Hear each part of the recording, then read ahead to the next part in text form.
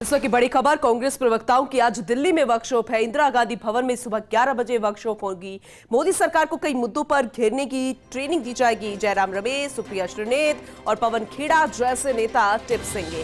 राष्ट्रीय प्रवक्ता, national panelist और राज्यों के मीडिया चेयरमैन होंगे वर्कशॉप में शामिल। राजस्थान से स्वर्णिम चतुर्वेदी, सारिका सिंह और संदीप चौधरी हिस्सा लेंगे। तो बेहद महत्वपूर्ण ये बैठक मानी जा रही है। अगर देखा जाए किसी भी लिहाज से इस तरीके की वर्कशॉप जो है वो अब कांग्रेस अपनी स्ट्रैटेजी के साथ चल रही है। न्यू स्ट्रैटेजी अब वर्कशॉप कर रही है। प्रवक्ताओं की आज दिल्ली में होगी, जो कि जरूरत भी महसूस हो रही थी। और इंदिरा गांधी भवन में सुबह 11 बजे ये वर्कशॉप होने वाली है।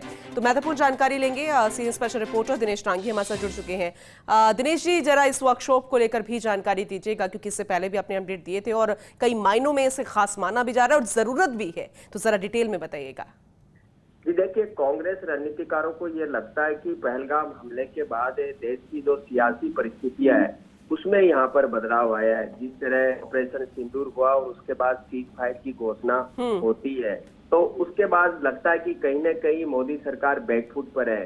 तो इन तमाम मसलों पर किस तरह केंद्र सरकार को घेरा जाए, इसके लिए जो प्रवक्ता है कांग्रेस पार्टी के और राष्ट्रीय पैनलिस्ट है और स्टेट के जो मीडिया चेयरमैन है, उनको इसे तकरीबन करीब 150 नेताओं को यहाँ पर बुलाया गया और उनको जो दिग्गज नेता है, कांग्रेस का थिंक टैंक माना जाता है, वो नेता उनको टिप्स देंगे, उनको गुरु मंत्र देंगे कि किस तरह आपको विदेश नीति, भारत सरकार की आतंकवाद को लेकर नीति है और जिस तरह सीज फायर की घोषणा अमेरिका से होती है और भारत सरकार की तरफ से उच्च स्तर पर कोई जवाब यहाँ पर नहीं दिया जाता है। और उसके बाद कांग्रेस को लगता है कि माहौल है वो कांग्रेस पार्टी के अनुकूल बनाया जा सकता है। तो कह सकते हैं कि सियासत भी अब शुरू हो चुकी है। भारत पाकिस्तान का भले ही टकराव यहाँ पर थम चुका हो, कोई तिरंगा यात्रा निकाल रहा है तो कोई जय हिंद सभा का आयोजन करे। इसके अलावा पार्लियामेंट के मुद्दे, जिस तरह स्पेशल सेशन की मांग कर रहे थे पार्लियामेंट की, लेकिन नहीं बुलाया गया। सर्वदलीय बैठक में मोदी नहीं आए,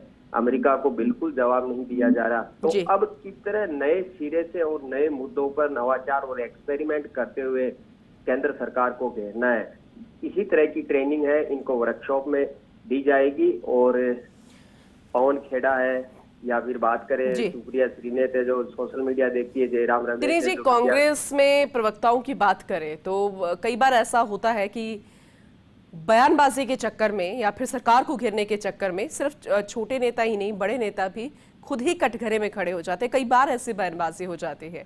तो अब माहौल और सिचुएशन ऑपरेशन सिंदूर के बाद अभी फिलहाल जो स्थिति जैसे जिससे जिक्र आपने भी किया है, तो और ज्यादा ये सेंसिटिव मसला है। ऑडियंस बहुत ज्यादा अलर्ट हो गई है, देश के नागरिक बहुत अलर्ट हो गए हैं। तो ऐसा ना हो कि फिर से खुद की छवि धूमिल हो जाए।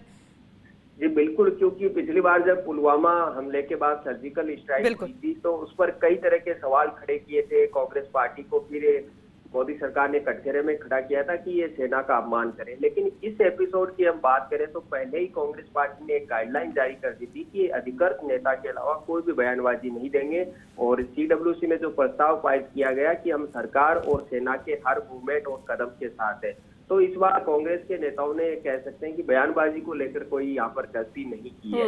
लेकिन अब लगता है कि उनको लगता है कि सियासी माहौल है कि मोदी सरकार के खिलाफ है, मोदी सरकार बैकफुट है। तो तथ्यों के साथ उनको घेरा जाए, चाहे मीडिया का कौन सा भी क्षेत्र हो, तो एक जनमानस में ये बात जाएगी कि देखिए कि हमने मुद्दे उठाए और एक प्रभावशाली तरीके से प्रवक्ता, क्योंकि विपक्ष मजबूत हो, ये जरूरत होनी भी चाहिए।